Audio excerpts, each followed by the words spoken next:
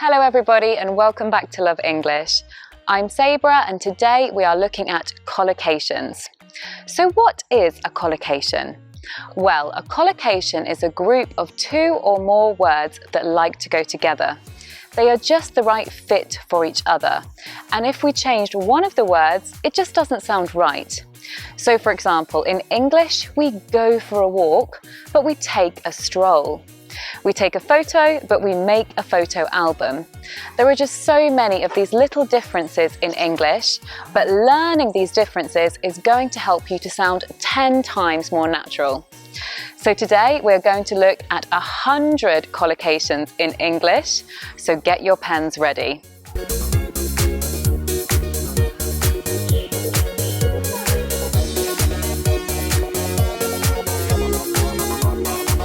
There are 5 areas of collocations that we're going to look at today.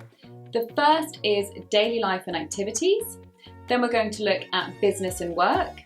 Then after that, we'll look at family and friends. Then we'll look at communicating feelings and emotions and a little bit about character, so how to describe somebody's character. And finally, we will also look at how to describe appearances. So lots to get through. Let's start with daily life and activities.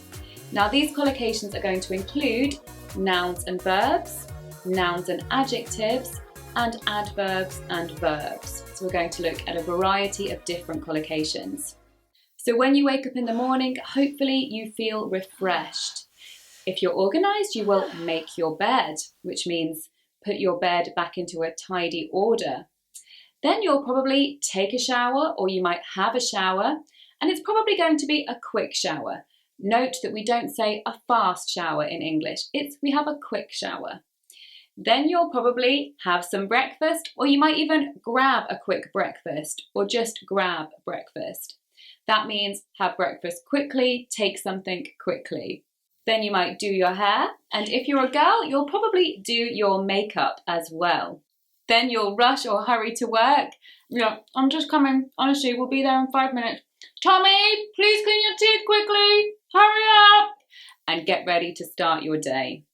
Now, work and business is in the next section, so we're going to park that for now, which means put it to one side for now, another collocation. And we'll carry on with how we might spend the evening. So we spend an evening, we don't pass an evening, and there are many things we could do with our evening. We could play a game, for example, Scrabble. Generally, games that are competitive will usually take the verb to play. So we can play tennis, we can play hockey, we can play football, and we can also play pool. And of course, the aim of the game is to score points. And usually if you're the kind of person who loves scoring points, you might be fiercely competitive, which means very, very competitive. My boyfriend says I'm like that, but I don't believe it. If you're the sporty type, after work, you might go for a run. So generally activities where we have to go somewhere else to do something, we will use go. So it could be, for example, go swimming, go rock climbing, go hiking, go trekking. All of those would take go. As you probably know by now, English does like to complicate things, so we have other activities which take do. For example, yoga. We do yoga. We do martial arts. And we do exercise. There's a lot of those other activities like gymnastics, aerobics, that again take do. Thanks, English. Now, if you're anything like me, you might enjoy the odd cosy evening in. So snuggling up on the sofa and things like that. So there are many collocations related to this. You could be engrossed in a good book. And this means to be very absorbed in the book, to not be able to put it down. Or you could be absorbed in a great film. Or you could enjoy cooking and want to spend time preparing dinner and getting creative in the kitchen. If you enjoy eating, we could say that you have a healthy appetite. And most people look forward to a home-cooked meal. In England, it can get a little bit cold, so we often enjoy hearty meals. And these mean things like soups and stews, which are filling and often have lots of beans and vegetables in them and things like that. So we often will enjoy a hearty meal or even some comfort food. And after a full evening, you'll probably want to curl up on the sofa. And this means to have your legs up on the sofa and be in a position where we're kind of lying a little bit and getting very comfortable, to curl up on the sofa. And maybe you'll want to binge watch Netflix, which means to watch lots of Netflix.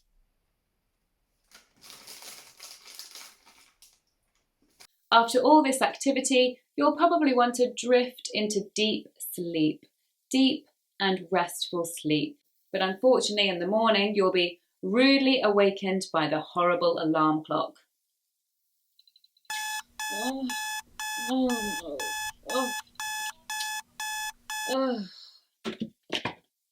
Okay, moving to our next section, which is on work and business. So we go into business, but we set up a company. So go into business means start to work in business. Set up a company means that we actually start the company ourselves and we open it and organise it. It's important when you set up a company to do market research. And this means to research and see if your company is going to be a good idea, if it is likely to make profit, and if there is a gap in the market. But at the beginning, it's normal for small businesses to operate at a loss, meaning to not actually be getting any money and to be putting money into the business. But hopefully after a while, your business could start to break even, which means that the amount of money that is coming in is equal to the amount of money going out.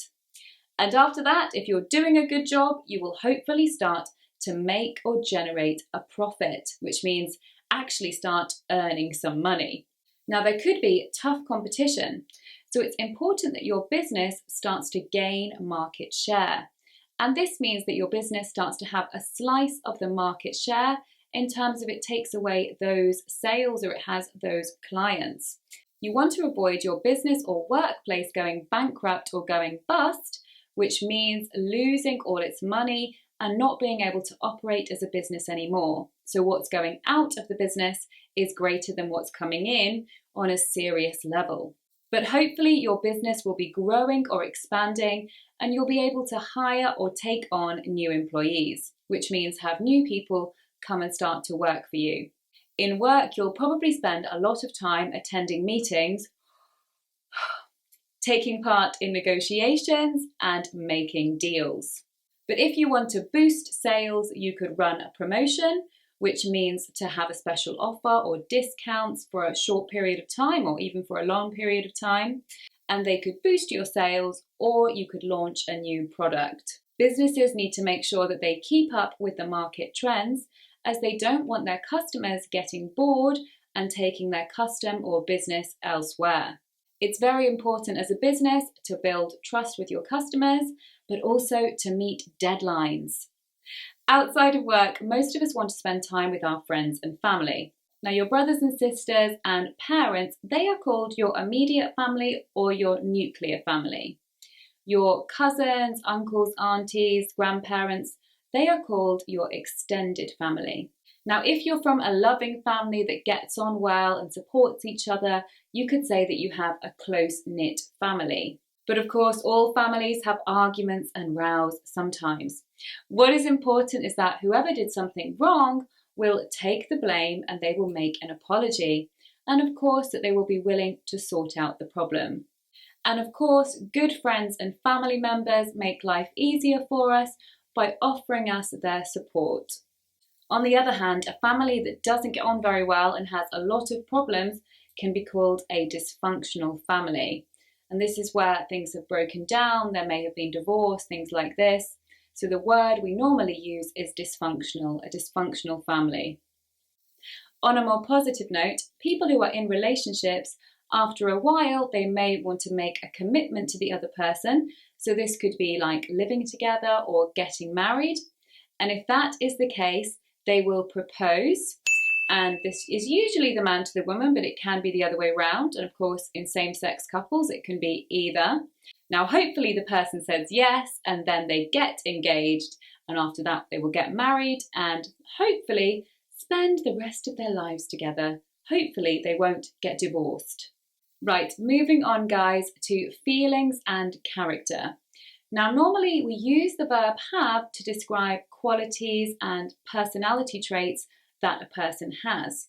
So, for example, we could say that a person has a stubborn streak, which means they have a part of their character which is very stubborn. They don't easily change their mind, things like that. They could also have a quick temper, which means they very quickly get angry. They go pop like a champagne bottle. A person can also have confidence or determination, or they could have a friendly manner. There are many options with these guys, but this is for describing qualities that the person possesses. They could also have a cheerful disposition, which means a happy and positive way of going about life. So they don't tend to get down a lot. If we say, oh, she's got a cheerful disposition, it means usually she's happy and positive. Now, we use the verb to be to describe somebody's general personality. So what we would say they are in general, the state that they are. So, for example, you might say she is funny or she is happy. We also use the word feel for emotions that come and go. For example, a person can feel elated. They can feel elated because of something that has happened, and they feel that for a while, but after a while the feeling will of course fade. A person can feel guilty, they can feel upset, or they can feel a deep sense of regret about something. If we say we have a deep sense about something, we often use this with regret or guilt or fear.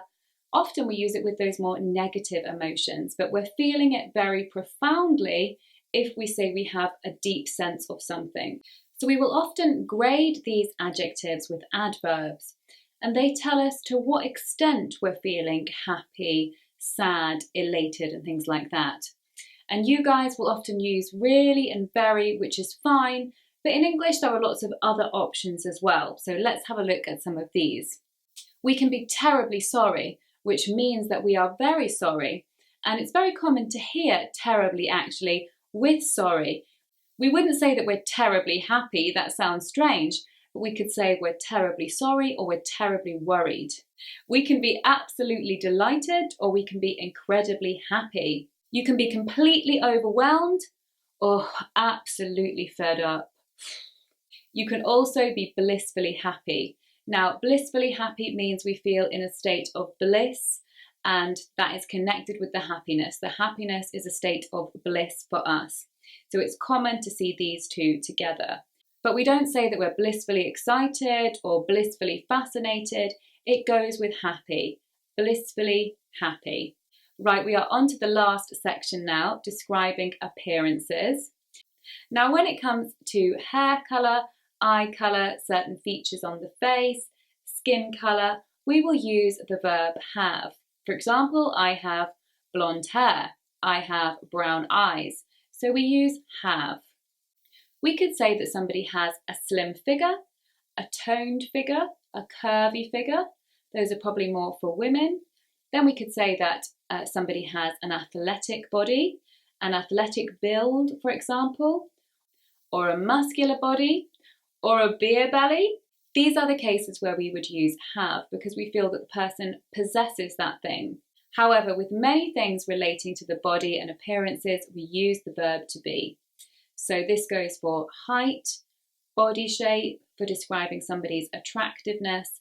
All of these would take the verb to be, and of course age as well. So we would say somebody is tall, they are short, they're curvy, chubby, plump, good looking, handsome, many of these. And if you want a few more of those kind of adjectives for describing appearances, guys, you can go and see my video on that, which is just here. And finally, guys, with things that we put on our bodies, such as glasses, a headscarf, earrings, we would say that we are wearing those. For example, she wears glasses or she wears a headscarf. Okay, everybody, oh my goodness, we have come to the end of our 100 collocations marathon. I do hope these are going to be super useful for you and you can go back and watch this video and learn them again and again and again. Make sure that you use one of them in a sentence below and I will check that for you. Also, guys, you can tell me about your personality. Choose any of the adjectives, any of the collocations that we looked at in the lesson, and you can use these to describe your personality in the comments below. I'll be very curious to have a look at that. We'll see you soon on Love English. Bye bye. Generally games which are